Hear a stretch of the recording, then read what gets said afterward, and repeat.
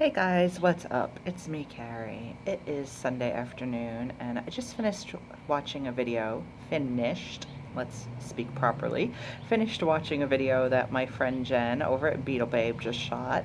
It was a tag video, and I've never done a tag video before, so I decided that I'm gonna make this one be my first, even though my hair is like a crazy hot mess right now. Please forgive, and apparently an asshole in the neighborhood has decided to ride his motorcycle like a moron.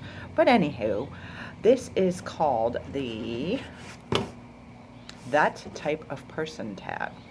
And there are, I believe, 38 questions in all. I will try to answer them all as quickly as possible. I've actually always wanted to do like a Q&A type video, but I've never had any interests in terms of people like asking me questions. So I'm going to do this, and if it goes well and you guys enjoy it, then maybe we will do an actual Q&A vid sometime.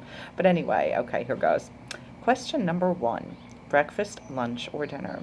That is a very, very difficult question to answer for me, but the first thing that pops into my mind, honestly, is breakfast. Not that I am usually up at normal breakfast hours, but let's just say that when McDonald's decided to make the breakfast menu available 24 hours a day, it was like the angels sang a rejoicing choir in my mind. So, and I do like to have breakfast for dinner. And I mean, I guess I can sometimes say I eat dinner stuff or lunch stuff for breakfast. Like if I have leftover pizza or whatever, sometimes I'll eat that first thing in the morning. But I tend to go more for like breakfast at other times of the day than like lunch or dinner stuff at breakfast hours. So we'll just go ahead and go with breakfast, I think. Although, I mean, there's really not a lot of food I don't like. Okay, number 2. Do you drink the milk from your cereal? Yes, always. Without question, always, always, always. And I do not drink whole milk anymore. I haven't in about probably 7 or 8 years. When I lived in Florida, I was told by the temporary like nurse practitioner I was able to see because I had no health insurance, and it was like the only cheap like or free. Well, it was like a sliding scale clinic. Um, they told me I was overweight and I should go to these free nutrition classes that they offered. And I was like, free? Okay, I'll go. And this nutritionist told me, and I still remember her saying this, and I quote, no one needs to drink whole milk with the exception of children under the age of 3 with failure to thrive syndrome. And I was like, mind blown by that. She said there's the same nutrients that are in whole milk are also in 1%, 2% skim milk, yada, yada, yada. Any cow's milk, basically nutrition wise, is all about the same. So why not drink the milk with less calories? So at that point, I immediately switched to 2% milk, which eventually became 1%, which eventually became skim, and now I drink skim exclusively unless it's, I'm someplace where it's not available. But I do still always drink my skim milk from my cereal. Number 3, when you're in the car, CD, radio, or cell phone? Since my cell phone's pretty janky, I don't generally listen to music on my cell phone unless I'm doing earbuds, and I don't do earbuds in the car, so that counts that out. It honestly depends on my mood. We happen to have a radio station here in New York called CBS FM that gives me super feels because as a child they played 50s and 60s music, so it was considered the oldies station, and my father loved it, so I grew up listening to a lot of that great music. Now they play a lot of 80s music, and what horrifies me is that that's what constitutes oldies now is 80s music, the music from my childhood. But when I think about it, my father was born in 1946, so of course 50s and 60s music would be oldies to him. That was from his youth, and that's exactly the same as 80s music would be to me. I was born in 1973, so that just fucks with my head like you wouldn't believe. So it's still the oldies station, but now it's my oldies and not my dad's oldies. So if I listen to the radio, I do tend to listen to CBS FM a lot because I love 80s tunes. But lately, I have been listening to a lot of CDs. I just put a mix B-52s CD that I made in my car. I make mixed CDs. Does anybody do that? I know mixtapes were like a huge thing back in the day, but I make mixed CDs too. I just pick and choose from my iTunes selection of B-52s music or whatever, and just put on the songs that I like and just burn them to discs. So I was literally just listening to that in my car about an hour and a half ago when my husband and I ran to the grocery store. But it really depends. If CBS FM is playing good music, I will listen to the radio. But if not, a CD will go in. And it also depends on if I'm in the mood to belt. If I want to sing and, you know, belt out some tunes, I will obviously put on a CD because then I can pick what song is on. Okay, number 4, window or aisle. This is actually a very easy one for me, and it may surprise some of you. I don't know how much I've discussed this on my channel though, but I pee a lot. Like, a lot. Like, I was trained, like, it's Pavlovian, I think, that before I leave the house to go anywhere, I have to go to the bathroom first. Even if I don't have to pee, I try, because my mom raised me that, you know, you should always try before you leave the house. So I think I pee more than the average bear. I may be wrong about that, but I feel like I do. So you would think that for that reason I would pick aisle, but no, I always pick the window seat if given the choice. I love looking out the window when I fly or on trains.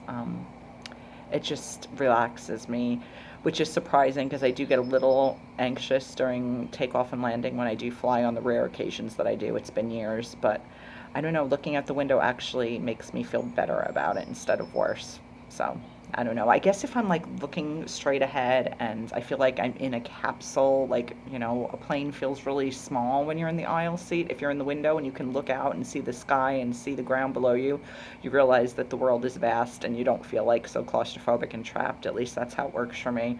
So yeah, window for sure. Okay, this is a weird question. When Jen answered this, I was like, what the fuck? It's fold or scrunch, and I don't get what this question means. She interpreted it to mean like laundry. I don't know why you would ever scrunch laundry though, unless that's just like, you know, kid lingo for like I just shove it wherever the hell it fits. If that's what that means, then definitely fold, although I prefer to hang up as much in my closet as I possibly can. I don't know, I just think it's neater and more organized if I can hang things, but I do end up running out of room in my closet a lot, so I have to fold stuff. But yeah, I scrunch, that just, I don't know, that doesn't even make sense to me in the context of clothes. It doesn't make sense to me in the context of much of anything, so I don't know. Fold, I guess. Number 6, body wash or shampoo first. Always, always, always shampoo first, because I like to let that shit work in my hair for a while. I lather up my hair, then I do the body wash thing, usually do my shaving. Although I very rarely shave my legs in the shower. I don't know why. It takes me a while. It takes me longer than I think the average person to shave my legs. I don't know why that is. If I'm just a perfectionist about it, like I just have to go over the same spot 80 million times. I always shave my legs in the bathtub. But I, like, you know, I shave my pits, obviously, but when I am in the bathroom, typically I lather up my hair. You know, I get wet, lather up my hair, shave my pits, wash my body, then I rinse, then I do conditioner, and generally I'll just do another, you know, quick wash while I am letting the conditioner hang out for a little bit, and then rinse my hair. But always shampoo first. Always, always. Number 7, am I typically stressed or relaxed? Yeah. Do we need to answer this? Really? Do we really need to answer this as I fuck with my hair? Because I have like so much anxiety and nervous tics and whatever. Yeah, no, it's not typically stressed. It's constantly stressed, like 24/7, 365, constantly, constantly, constantly stressed. Relaxation is incredibly rare for me. So yeah, I think you probably all could have guessed that. Okay, number 8 is patient or impatient. That's a surprisingly difficult question to answer. With regard to most things, I think I'm pretty patient. When it comes to like little kid things like birthday gifts and Christmas gifts and stuff like that, like I don't care how I want it now, I transform into Veruca Salt. I hate when people are late. So, I mean, I just find that rude and aggravating. So, I mean, if like being annoyed by lateness makes me impatient, then I guess I'm impatient in that regard. I'm definitely highly impatient with myself because I am my own worst critic and I'm harder on myself than I am on anybody else. But, with regard to the public at large, in most instances, I guess I'm probably pretty patient. But I don't know. I don't know. That's like a 50-50, I guess. I can't really decide. Luckily, the question is, well, I mean, actually, it's not lucky that the question is patient or impatient rather than decisive or indecisive, because Well, no, that would be a really easy question to answer. I'm very indecisive. But yeah, I don't know if I'm patient or impatient. Depends on the circumstance. Okay, number 9, schedule or go with the flow. In terms of my daily life, because I am not working at this point, I don't know when I will be, if I will be. I am go with the flow to a degree. I have certain days that are scheduled. Wednesdays, I volunteer at the local animal rescue, so that is scheduled. I have a pretty regular get together with some friends on Wednesday nights, so that's scheduled, obviously. Therapy is scheduled. Um, so other than that, I'm pretty go with the flow with regard to like I said, my daily life. Like I don't know from one day to the next what my day is going to be like, with the exception of those rare things. But in terms of like, okay, like if I were on vacation, say, like when I lived in Florida, my husband and I used to go to Disney a lot. It would be really, really, really hard for me to not plan out the day and have a schedule in mind. I drove my husband crazy with that. If you guys know the 80s TV show The Love Boat, and you remember Julie, the cruise director, that's been a nickname of mine since my husband and I met, because I tend to go into that planner mode, like I have to be in charge and I have to delegate, like this is where we're going then and this is what we're doing next. So when it comes to certain circumstances like that, I am very regimented, and I need to be scheduled. But in terms of my normal daily life, with the exception of the days I have set things to do, I'm pretty go with the flow, I think. Yeah, this was going to be short. It's not. Okay. Number 10, what did you want to be as a child? The first thing I honestly remember wanting to be was probably a vet, because I loved animals. I think most kids go through that phase. But as you know, as I got older and realized all the schooling that entailed and whatever, and I don't know, it was never anything I seriously considered. That was just a childhood. I love animals, and therefore I want to work with animals thing, not like about the realistic logistics of working with animals and all that would entail, and the schooling and the money and the yada yada yada. So yeah, that was a quick, phase as a little girl. I absolutely wanted to be an actress. I actually took acting classes briefly when I was about 15, and to my heartbreak and chagrin, I discovered that dream was going to be quashed very quickly. Even though I was really awesome at improv, my instructor would give us like improv scenarios, and I'd be awesome. I could totally rock those. I can't memorize for shit. I literally can't. And I mean, I should have known, like in school when I would study for tests and stuff, I always had a hard time memorizing things. I'd have to use like mnemonic devices where, like, you play tricks with your mind to try to remember stuff or whatever. I suck at memorization. So as soon as our assignment for acting class was perform a monologue, and I tried to learn a monologue, it just was not happening. So like everything else I ever attempted in life, I quit. So yeah, the acting thing was never going to be. And I've wanted to be a writer, and I've wanted to be other things along with that. I still want to be a writer. I mean, I am a writer. I'm just not a published writer that makes money, but I do write all the time. But I would say, like, I first started writing for pleasure when I was about 12. I started keeping not loose leaf, spiral notebooks full of stories that I wrote. I wrote my first poem that I can like recall when I was 7, and I can recite it for you right now. Do you want to hear it? Of course you want to hear it. It was called "I Wonder If," and it was, "I wonder if the moon would be a place my cat would like to see. Would there be moon mice to chase way up there in outer space?" Yes, thank you. Mic drop. But yeah, that was my first poem that I recall writing when I was 7. No, I didn't really remember it for all of these years. My mom actually has a copy of a little mimeographed, if you remember that, little mimeographed book that my class put together when I was in like 2nd grade, with poems that we all wrote. And my mom saves a lot of stuff like that, and I came across it probably about 5 years ago, and since then it's just tickled me, and I've memorized it since then. But I've loved writing since I was about 12, I guess, and I still, that was my childhood dream. That's my current dream. That's what I want to make happen. It's just really difficult it's difficult to make it as a writer, I think, in any circumstance, but when your primary passion is poetry, yeah, good luck with that. There's not a whole lot of, opportunities for traveling troubadours these days, or, wandering minstrels, and yeah.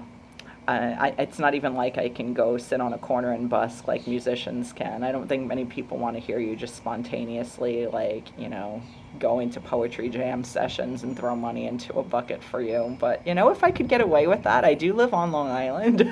I would be worth like once a week, maybe trekking into Washington Square Park and just spouting out poetry if people would throw money in my cup. But yeah, it's hard to make a living at that. But that's, I guess, a childhood dream that's still lingered, and that's what I currently still would like to be when I grow up. Number 11, prankster or not, no. I don't like practical jokes. I don't like being the victim of them, and I do say victim because I think they're usually kind of mean-spirited. I don't have that whimsical side to me, really, when it comes to that sort of thing. Like April Fool's Day, I just dread because, people tend to do mean-spirited shit, and I don't like it. I don't find it fun at all, so no, I'm not a prankster. Number 12, dressed up or dressed down? Absolutely dressed down. I own a few dresses. I do not wear heels. I've legit worn heels, I think, twice in my life. My senior prom and when I was a bridesmaid in my friend's wedding, and that's it. They hurt my feet. I hate them. I don't have the girl gene that makes me love shoes and want to own shoes. I would go barefoot every day of my life if I could get away with it. Flip-flops are my thing. Sneakers are my thing. I have like a pair of boots that I like, but yeah, I don't like shoes, so that kind of lends itself to dress down to begin with. But yeah, I'm not into being dressy at all in any way, shape, or form, so definitely dress down. 13, favorite article of clothing. Lately, this top that you guys have seen in a lot of videos. I love the cut of the sleeves, that it's like not a 3/4 sleeve, but it's not just a short sleeve. It's incredibly soft, super thin and comfy. I love the color, and I don't typically go for like plums and purples and stuff, but I love the color. It fits really well. It's incredibly, like I said, super, super soft. I think the color's good on me. I've been wearing the shit out of it since I found it at the thrift store about 2 weekends ago, I think. So yeah, right now, easy to say this top, and that's why you see it in so many videos. 14, which instrument would you like to play? It varies, but I typically come back to piano, and I did take piano lessons for years when I was about, I want to say maybe 11 to like 13. And again, it was not a problem with memorization this time. It was a problem with reading music. I really am bad at reading music. I can pick out tunes and play by ear somewhat decently still, I think. I haven't had my hands on a piano or a keyboard in a long, long time, but I used to be able to like listen to tunes and pick them out fairly well. But I never had like proper fingering and stuff. When I took piano lessons as a kid, my teacher, Miss Banks, who was the sweetest old lady in the world, and I only say old lady because she was probably like 85 when she taught piano lessons. She taught a lot of kids in my neighborhood and the next neighborhood over. She was just the sweetest, sweetest lady, and she would number the fingering in the books when she would, she would actually buy like books with sheet music, like, with the staff. Is that what it's called, the staff? And she would write the notes on it, like with like little, simple tunes and stuff, and she would actually number all the fingering parts, so it was super easy to do. But when it came to Fur-Elise, was the first real song that I was going to learn and not have the fingering numbered, I just couldn't do it and gave up on that, like so many other things. I'd like to play lots of things, and it changes from time to time, but the one I generally come back to is piano. Let's say 15, East Coast or West Coast? Live on the East Coast, love New York, love the East Coast, have spent, I would say, 99.9% of my life on the East Coast. I've only been to California twice, and I've been to Michigan twice. And that's as far as I've been off the East Coast. I love the East Coast. However, the coolest, most fun city I've ever been to in my life was San Francisco. And if I could live anywhere in the world that I've actually been, that would probably be where I would pick, because San Francisco is amazing. But it's a tough call because I feel like the East Coast, I'm a New Yorker, so I don't know. I guess every state has, you have pride in the state you're from, but I feel like with New York, it's just something extra special, and I don't know. Even though I would love to live in San Francisco more than any place in the world, my heart is probably always going to be on the East Coast. Number 16, London or LA? I've never been to either, but especially with the current administration, and that's all I'll say, I'd love to live in London. And that's all I'm going to say about that. Favorite holiday? If my birthday doesn't count, in my world, my birthday counts. In spite of a lot of sadness happening around it, literally around it. The 21st was the day my brother died. The 28th was the day my dad died. Still Christmas. How big is your bed? It is a queen size bed. I wish it was a king. My husband's very happy with it being a queen because he feels like if it was a king, like I would literally like never be anywhere near him in the bed because I would just roll to the edge. I do tend to sleep on the edge of the bed. I don't know why, but I think I always have. Like even when I slept alone, I never slept in the middle of my bed. I always slept to the side. I grew up with a twin bed. I think eventually I had a full size and now the queen, but a king would be awesome. I'm not going to lie. When we go to hotels and I get to sleep in a king bed, it's pretty fun to sprawl, but our queen does the job. Let's see. 19, do I sleep with do I sleep with an open or closed door? I sleep with an open door partially. I prefer to sleep with a closed door, but I have cats, and I like my cats to have access to my room. I like the idea of privacy, and in certain circumstances, the door gets closed, especially because we live with my mother. But I like the idea of a closed door and having privacy all the time, but I have cats, and they wander in and out, so the door has to be open for them to come and visit and whatever. Do I sleep with my sheets tucked in or out?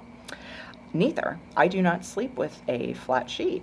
I used to, and it's such a pain in the ass to make a bed with a flat sheet on it. For, I would say, at least the past 20 years, I have slept with simply a fitted sheet on my mattress and comforters.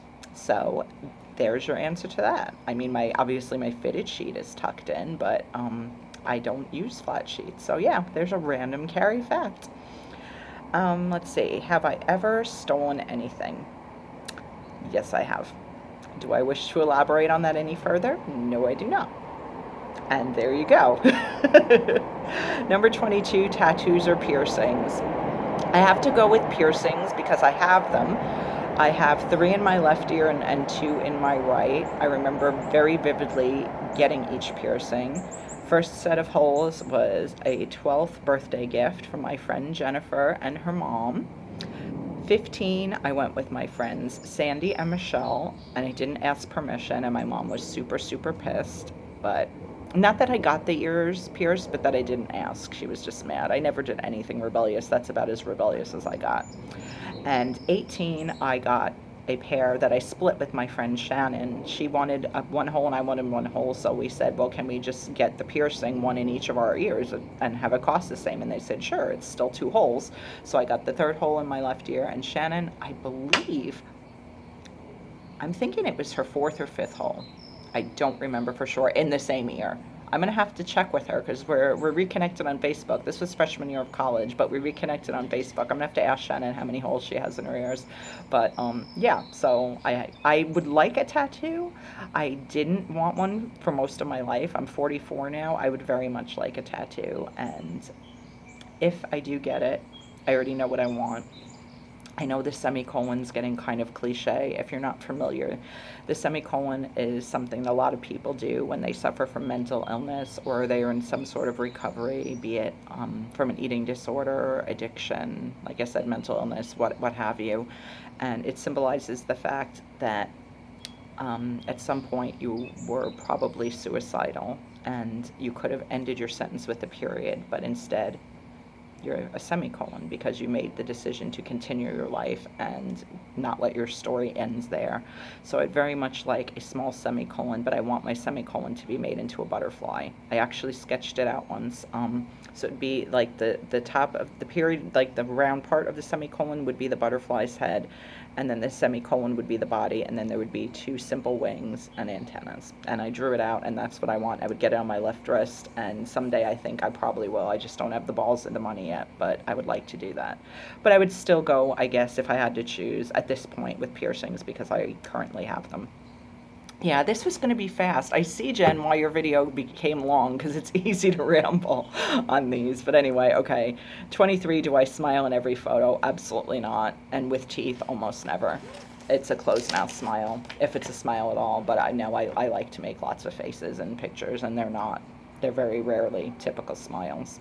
If anything, they're like the Mona Lisa smiles. They're like vague and mysterious, and you're not really sure what I'm thinking at any given moment, kind of with a little snark mixed in.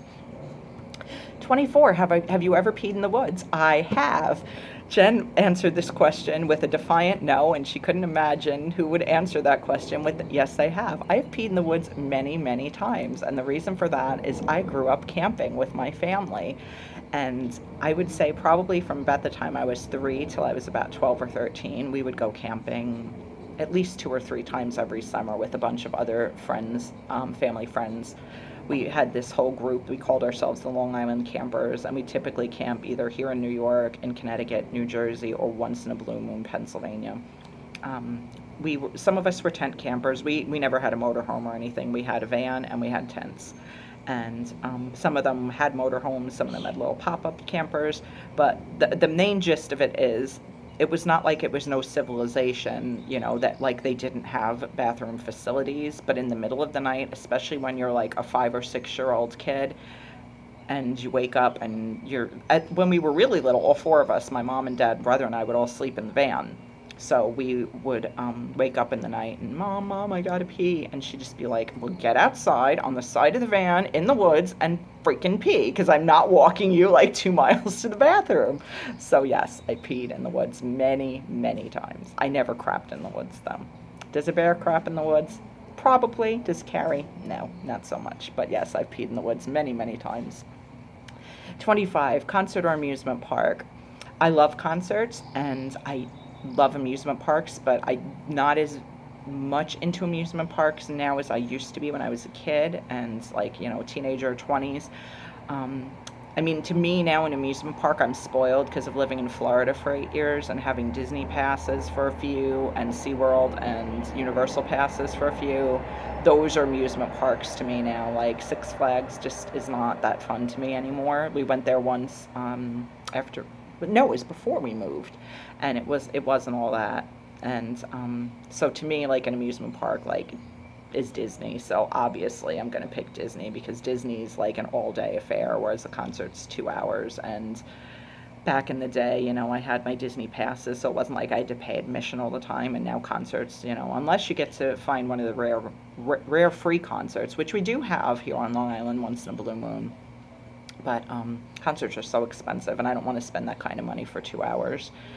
Especially when, a lot of people auto-tune shit and, they don't even really sing anymore. And, I don't know. I love concerts, but I guess in a pinch, I would still pick amusement park because that's more entertainment, more bang for your buck. You're there longer, so. Okay, 26, music or books. I'm going to give you the quick answer. It's incredibly difficult for me to answer this, but books, just because I can put my own music to words in my head, I feel like, and I don't know. I don't know. I don't know. I mean, it sounds weird because music is words and it just as meaningful and important and impactful as books, but I don't know. I don't know. I don't know why books, but books.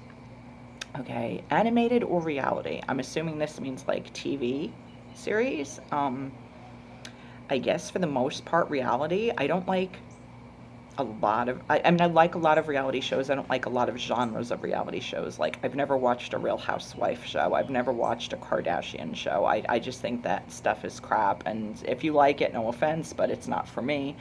But I like a lot of reality stuff. Right now, I'm hooked on Born This Way on A&E, which is a fabulous show if you've never watched it, about, what is it, 5 or 6? I think it might be 6 young adults like in their 20s and 30s that are living with Down syndrome, and just how they go through their daily lives and interact, and just showing what their lives are like. And it's fantastic, and I love it, and it inspires me, and it's fabulous.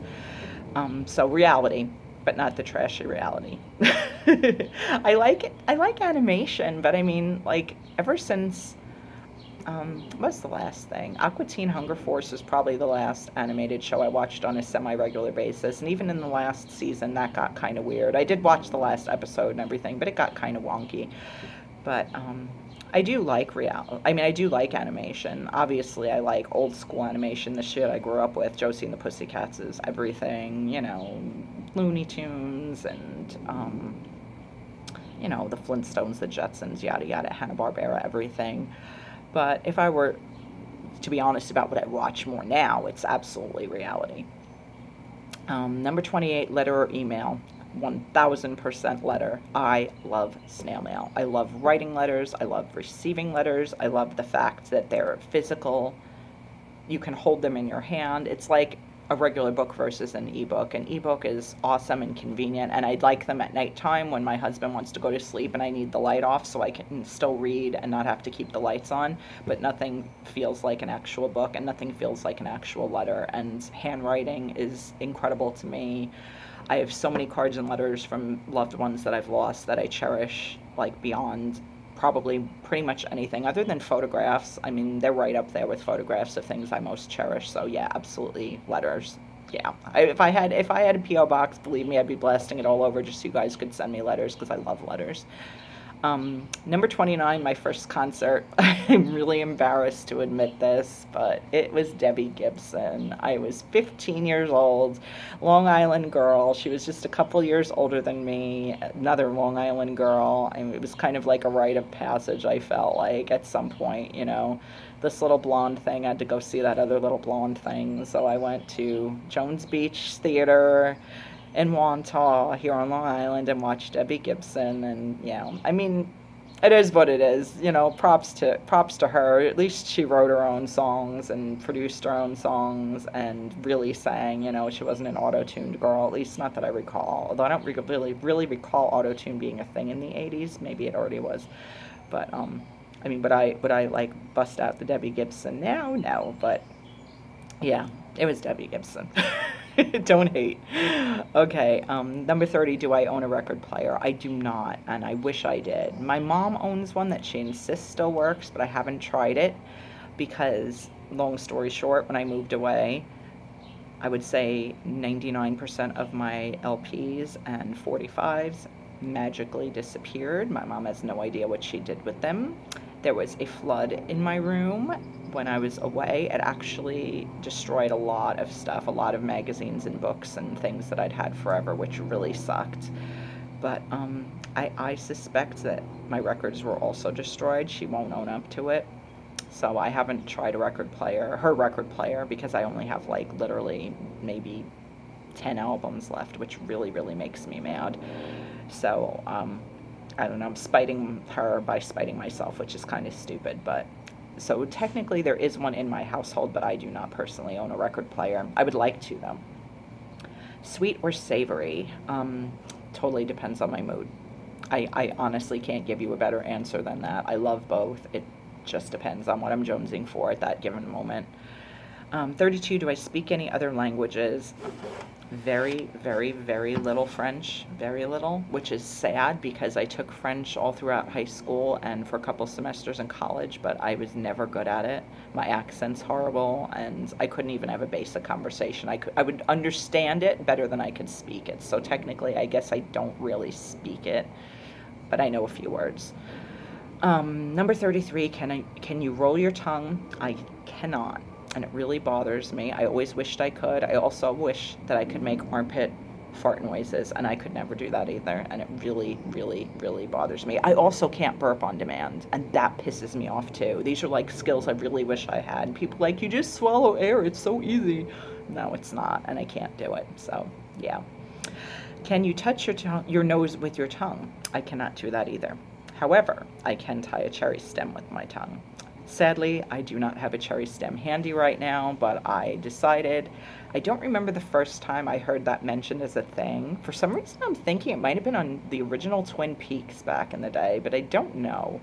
I'm thinking Audrey Horne, was asked if she could or she did or something. I don't know. I don't know why I'm thinking that. I could be completely wrong, but yes, I can do that. But unfortunately, like I said, I don't have a cherry stem handy, so you'll just have to take my word for it. Number 35, can I whistle? Yeah, not well. Not well enough that I'm going to do it right now, but I can whistle, like Mary Had a Lamb or something. Mary Had a Lamb. She did have a lamb. Mary Had a Little Lamb, probably well enough that you could recognize it, but it's not good or anything. Have you ever won a spelling bee? This is a long story, and I'm going to try to make it quick because this is already 35 minutes long. Technically, I have not, but yes, I have won a spelling bee. It was 4th grade. I was in Mr. Hildebrandt's class, and what the hell is that? Okay, I was in Mr. Hildebrandt's class. This leaf is like trying to suddenly infiltrate my screen. Okay, I was in Mr. Hildebrandt's class, and I qualified to be in the spelling bee. I was like one of there were like 4 classes of 4th grade in my school, 4 different teachers in 4 classes, and however many kids from each class qualified to be in the spelling bee. And I was in the spelling bee, and I got to be in the auditorium and be on the stage and all that shit. And it was me and one other girl, and the word was separate. And I said, separate, separate. And they said, that is incorrect. And then the other girl spelled separate, separate. And they said, correct, you've won. And I knew right away there was something fucked up going on, and I immediately burst out into tears, probably not on the stage. I think I kept my composure till I got off the stage, pretty much sprinted back to Mr. Hildebrandt's classroom, said, that's not right. Separate is separate. I looked it up in the dictionary, and I was correct.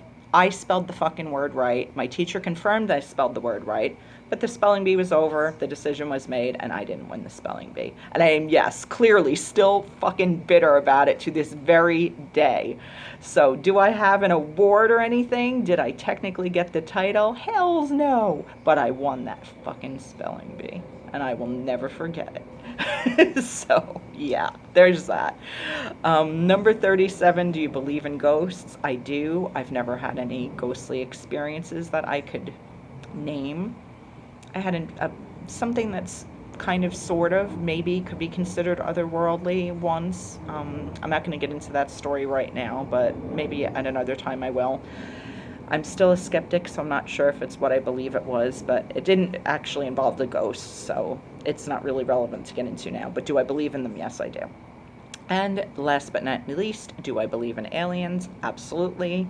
Have had no personal experiences that relate to them, but very much like I echo Jenn's sentiment of how she answered this question. In this vast universe that may be one of many universes, how could we possibly be so egotistical as to think we're the only intelligent life forms? It's ridiculous.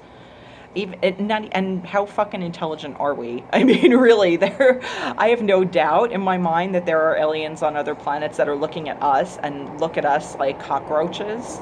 Like, the way we look at cockroaches, like these pests that are just annoyances and, not even really worth thinking about. I'm sure we're cockroaches to other life forms. I sometimes think we're cockroaches to our own life form. I mean, humanity is a thing. We're all human, but I don't think we all necessarily possess very much humanity sometimes. So I absolutely believe in aliens, and I shudder to think what they think of us. But yeah. Okay. That was really long. We are almost at 39 minutes. I'm so sorry, guys. I didn't intend for this to be this long, but I actually now, like I said, I was watching Jenn's video and I'm going, why did it take so long? Like, how many questions were there? I wrote 38. I hope I got them all because I wrote them down from her video. I hope I didn't miss any. Like, 38 questions, but technically that's a minute per question. So yeah, you should at least give it a minute to each question, I think. So it makes sense that videos like this would be this long, but I hope that you enjoyed this. This was something really different for me, but I was really excited to do it, and definitely let me know in the comments if you enjoyed this and would like me to do more tag videos or a Q&A at some point, because I would really like to. Thank you so much for watching. I love you guys so much, and have an awesome rest of your day. I will be back soon with more stuff. Bye.